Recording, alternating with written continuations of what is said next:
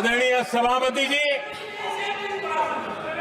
यहां भी ऐसे कई दल बैठे हैं जिनके मुखिया भी सारे जेल में हुआ करते थे। ये इनकी मजबूरी है कि वहां जाके बैठे हैं। उनको भी जेलों में ठूस दिया गया था। आदरणीय सभापति जी, देश पर जुल्म तांडव चल रहा था। निर्दोष लोगों को जेलों में ठूस दिया जाता था, लाठियां बरताई जाती थी, कई लोग जेलों में मौत के शरण हो गए थे और एक निर्दयी सरकार संविधान को चूर चूर करती रही थी। आदरणीय सभापति जी, ये परंपरा यहां नहीं रुकी। जो परंपरा नेहरू जी ने शुरू की थी, जिसको दूसरे प्रधानमंत्री जी इंदिरा जी ने आगे बढ़ाया, क्योंकि खून मुंह पे लग गया था और इसलिए राजीव गांधी जी प्रधानमंत्री बने। उन्होंने संविधान को एक और गंभीर झटका दे दिया। सबको समानता,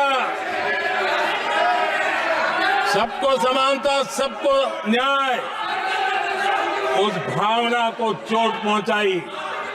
आदरणीय सभापति जी, आपको मालूम है, सुप्रीम कोर्ट ने शाहबानो का जजमेंट दिया था। एक भारत की महिला को न्याय देने का काम संविधान की मर्यादा और स्पिरिट के आधार पर देश की सुप्रीम कोर्ट ने दिया था।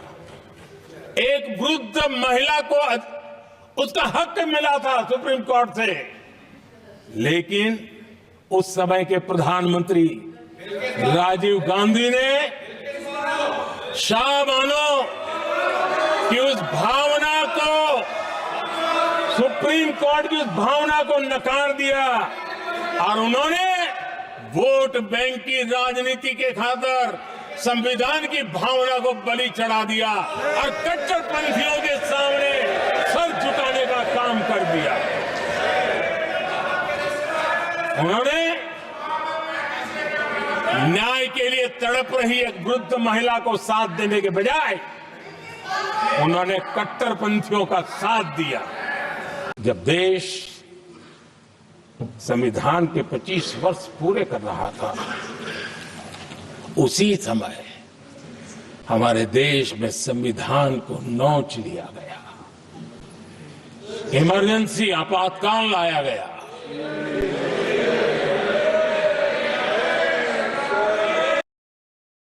संवैधानिक व्यवस्थाओं को समाप्त कर दिया गया। देश को जेल खाना बना दिया गया। नागरिकों के अधिकारों को लूट लिया गया। प्रेस की स्वतंत्रता को ताले लगा दिए गए और कांग्रेस के माथे पर जो पाप है ना, वो कभी भी धुलने वाला नहीं है।